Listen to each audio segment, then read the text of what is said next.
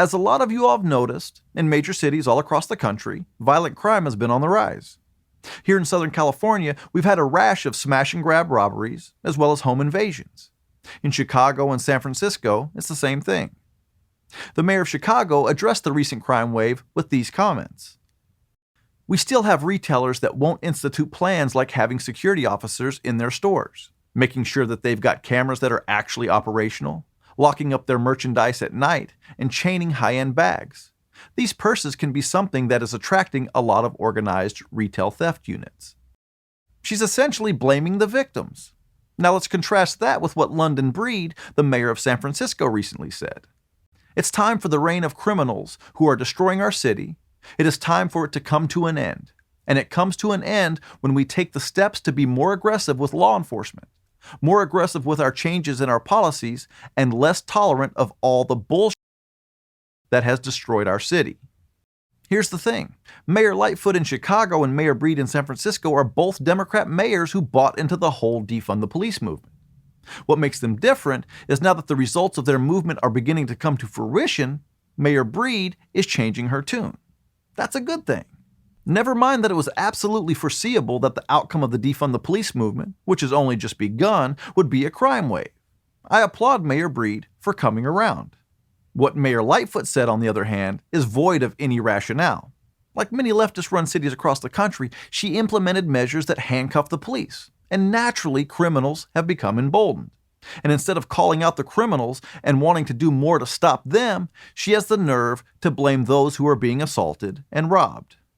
Now, another part of the defund the police movement is a no-cash bail system, something we've instituted here in Southern California. What it means is that many dangerous criminals are immediately released from jail after being arrested and processed, and many of them go out and offend again. I spoke to an LAPD officer the other day, and he said that not only are the criminals they arrest back out on the street a few hours later, they're also not being charged fully for the crimes they commit. He told me about a gang member that had 15 charges reduced down to 1, and that charge was his third strike, or it should have been, but a judge removed his second strike and made this his new second strike so he wouldn't get a long prison sentence. I'm afraid that the defund the police movement is not just about things you can see in writing like policies and the allocation of funds. Democrat-backed district attorneys and judges are refusing to hold many criminals accountable, and that's demoralizing entire police departments. There are officers who are witnessing crimes and doing nothing about it because they know the perpetrator won't pay for his crime. I mean, why would they step in harm's way to take some thug into custody if they know they'll see him back out on the street later that night? Officers risk their lives to make our community safer. That's the job they signed up for. But if the risks they take don't make our community safer, why would they take those risks? I think that's a big part of the defund the police movement, to demoralize those who wear the badge. Officers are under increasing scrutiny, which is fine. Bad cops and criminal officers should be held accountable. But increasing accountability for officers while decreasing accountability for criminals is a recipe for disaster. And then to turn around and blame the victims like the mayor of Chicago did is downright detestable. Many of us saw this crime wave coming from a mile away. If you go soft on unrepentant criminals, you'll get more crime. If you reduce the amount of officers on the force and give them less resources, you'll get more crime. And if you demoralize officers, you'll get more crime.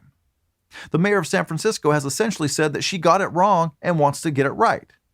But what are we supposed to think about district attorneys, judges, and mayors like Lightfoot who see the results of their policies and actions and blame others? Do we dare wonder aloud if they want an increase in violent crime? What could one possibly glean from wanting to immediately release dangerous criminals back out on the street? Is a no-cash bail system really about making things more fair for poor minority criminals? Or is it all designed to create chaos? Are George Soros-funded district attorneys like George Gascon here in Los Angeles just part of a bigger plan? How would not charging criminals for the crimes they commit help the community? Their argument is that it's about making a justice system that's more fair for people of color. But let's not forget that most criminals, no matter their race, mostly commit crimes against people of their same race. Most white criminals commit crimes against other white people, and most black criminals commit crimes against other black people. Crime statistics from the Department of Justice in 2018 show us that more than 70% of violent crimes committed by black people are against other black people. So again, I ask, how would not charging a black criminal for the crime he commits help the black community where he likely committed that crime? Are we supposed to believe that a guy like Soros, who's funding the defund the police movement, is motivated by his concern for the welfare of black people? Or is it more likely he's motivated by his own self-interest? Check out what he said back in 1998 about making money off of the collapse of several Asian currencies. Soros says the Asian currencies would have collapsed even if he hadn't been in the market. They were overvalued.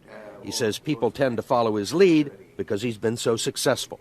I think that I've been blamed for everything. I am basically there to make money. I cannot and do not look at the social consequences of what I do. He does not and cannot look at the social consequences of what he does. And this guy calls himself a philanthropist. Soros and his defund the police agenda is about creating chaos and division in our society, and he's just using black people to do it. Now, why is he doing it? Is it just about making money? Or does he also have an ideological agenda? I'm not sure. I'd actually like to hear what you guys think his motivation is. But there is one thing I am sure of. It has nothing to do with helping black people.